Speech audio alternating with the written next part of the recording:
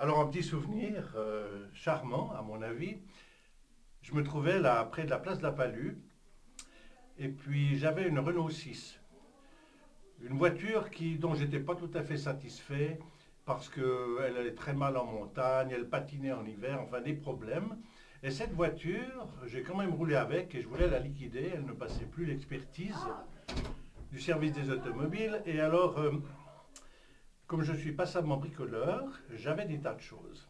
Et j'avais tout en matériel, des vis platinées, des bobines d'induction, un courant de ventilateur, enfin des tas de choses, des ampoules, etc. Et puis je me suis dit, mais ça, il faudra en faire profiter quelqu'un qui a une voiture de même type. Et je me trouve là, ce jour-là, sur cette place de la Palue, juste un peu derrière. Il y avait un Français qui était là, avec une Renault identique à la mienne. Alors j'attends quelques minutes et le monsieur revient, puis j'ai dit bonjour. Dites, vous n'auriez pas besoin de pièces de rechange pour votre voiture? Parce que j'en ai là. Et puis j'ai ceci, j'ai fait la liste. Et le gars dit, mais c'est formidable. J'ai dit, mais tenez, prenez ça. Il me dit, mais écoutez, justement, moi j'aurais besoin de ceci, de ceci, de cela. Il avait besoin de beaucoup de choses et il y en avait même en plus. Alors il m'a dit, mais c'est étonnant, je viens ici en Suisse pour la première fois. Et il y a un individu qui m'aborde comme ça et qui m'offre des pièces et c'est merveilleux. L'endroit très insolite dans lequel j'ai fait cet enregistrement a dû mettre ce monsieur bien en verve. Je vous laisse découvrir la suite, c'est particulièrement intéressant. Une histoire de vie. J'ai vécu pendant 7 ans en Afrique portugaise, Mozambique. J'étais dans un hôpital de Brousse comme infirmier. Et il est vrai qu'avant de partir dans ce pays, j'avais fait différentes formations, j'étais formé comme infirmier, mais j'avais aussi travaillé comme volontaire dans un laboratoire pour déterminer en particulier des groupes sanguins. Ceci était un travail que j'avais fait de manière tout à fait volontaire. On ne me payait pas pour cela, je travaillais les week-ends comme veilleur de nuit pour vivre. Et ça m'a rendu service dans l'anecdote que je vais vous conter. Donc dans ce pays, hôpital de Brousse, et le médecin m'appelle, me dit donc viens voir, tu vois cette gosse. Il y avait une petite africaine d'à peu près 8 ans. Elle était totalement inconsciente. Elle avait ce qu'on appelle les ailes du nez qui battaient, c'est ce qu'on appelle le signe d'Hippocrate. Donc c'est un signe de gravité, c'est-à-dire que la gosse allait mourir d'ici peu tellement qu'elle était anémique. C'était dû à différentes maladies, entre autres la bilharziose, qui était une maladie locale, qui rendait une anémie épouvantable. Quasiment un Européen n'aurait pas vécu avec une anémie aussi importante.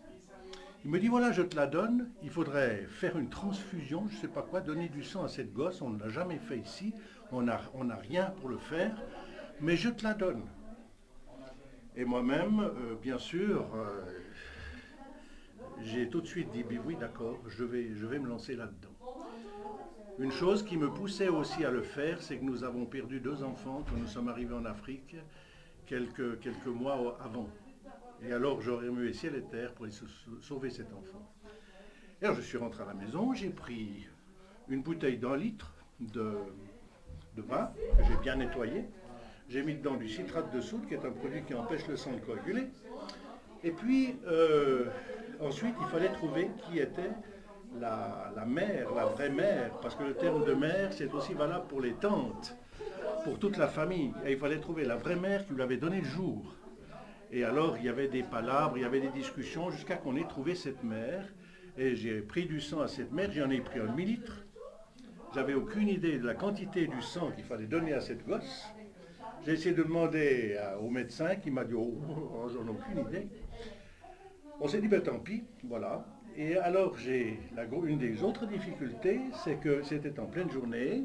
Et comme je m'occupais aussi de la génératrice de l'hôpital, qui fabriquait de l'électricité, j'ai mis en route en pleine journée la génératrice pour avoir de la lumière, un cialytique pour avoir une excellente lumière pour essayer de trouver une petite veine chez cet enfant. Ce que j'ai trouvé, et alors là j'ai pris un peu de son sang, j'ai mélangé au sang de la maman pour voir si c'était compatible, ça l'était, c'était un test grossier, mais enfin qui permettait au moins de ne pas avoir des réactions trop importantes. Et puis j'ai transfusé cette gamine. J'en ai mis une certaine quantité, peut-être un petit peu trop, ce qu'il aurait fallu normalement, Mais enfin, on n'avait pas le choix, on n'avait pas d'expérience. J'étais tout seul pour faire ça. Alors, ce qui est impressionnant, c'est que 2 heures plus tard, cette gosse qui était moribonde, qui était dans le coma, elle a ouvert les yeux, elle nous regardait, elle a commencé à parler. Et le lendemain matin, elle était assise sur son lit et elle est rentrée à la maison. Alors, suite à cette expérience, nous avons créé dans cet hôpital de Brousse tout un service de transfusion sanguine avec des petites cartes qui sont venues de la Suède, etc., parce qu'on avait peu de moyens financiers. Et on a développé cela et ça a permis, entre autres, de faire des opérations que nous ne pouvions jamais faire parce qu'on n'avait pas de possibilité de transfusion sanguine.